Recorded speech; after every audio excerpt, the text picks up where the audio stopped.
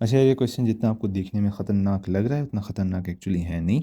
हम क्या कह रहे हैं, फाइंड के, आपको ये वाला के फाइंड करना है सो डैट द लाइन, ये सारे के सारे एक लाइन है, यानी कि ए बी इन इट सेल्फ एक लाइन है और सी डी इन इट सेल्फ एक लाइन है।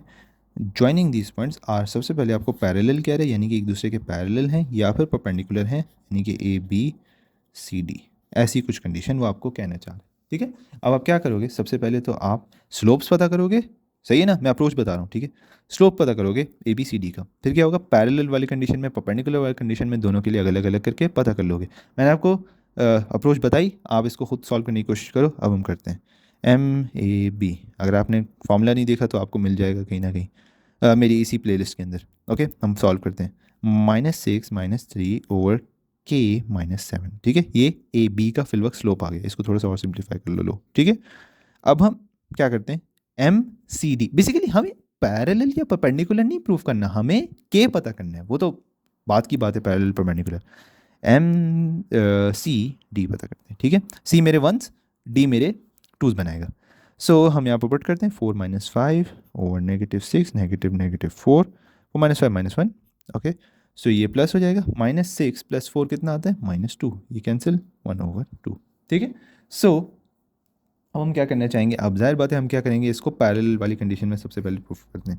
सो पैरेलल वाली कंडीशन क्या कहती है, पैरेलल वाली कंडीशन ये कहती है कि अगर दो लाइंस पैरेलल हैं तो उन दोनों के स्लोप्स भी आपस में बराबर होंगे। ठीक है, सो यानी कि इसका मतलब है कि m A B should be equal to m C D, यानी कि -9/k - 7 should be equal to 1/2, यानी कि 2 times -9 should be equal to 1 times k - 7, यानी कि -18 should be equal to k - 7, यानी कि k should be equal to -18 + 7, यानी कि k should be equal to what, आगे कर लो सॉल्व। मैं करके दे देता हूँ यार, -11 है। ठीक है, इसके बाद हम परपेंडिकुलर वाली कंडीशन को भी यहीं सॉल्व करते हैं। ठीक है, परपेंडिकुलर वाली कंडीशन ये वाली।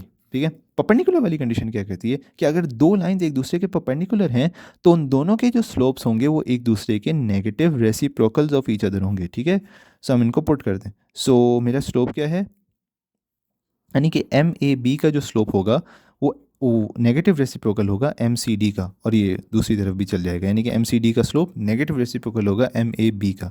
सो एम ए बी का क्या है, -9/k - 7। Okay, -1, M C D का क्या है, 1/2। मैंने आपको क्या बताया, डिनोमिनेटर का डिनोमिनेटर न्यूमिनेटर बन जाता है, यानी कि ये 2 ऊपर पहुंचेगा, नेगेटिव का साइन पहले से मौजूद है, -2 आ जाएगा। यहाँ पर क्या है, -9 k - 7। अब इसको आगे सॉल्व करो, -9 -2 k - 7, मैं इसको आगे इसको सॉल्व करते हैं। -9 = -2k + 14, और -2k should be equal to -9 -14, -2k would be equal to 5, -5। So k कितना आ जाएगा, 5/2। क्यों, ये negative signs cancel, 2 both side divide होके 5/2 आ जाएगा, यानी कि k की पैरेलल वाली कंडीशन में क्या वैल्यू थी, -11। सॉरी यार, पैरेलल वाली कंडीशन में k की वैल्यू थी -11, और परपेंडिकुलर वाली कंडीशन में k की वैल्यू क्या है, 5/2। सो आई होप कि आपको क्वेश्चन समझ में आया होगा।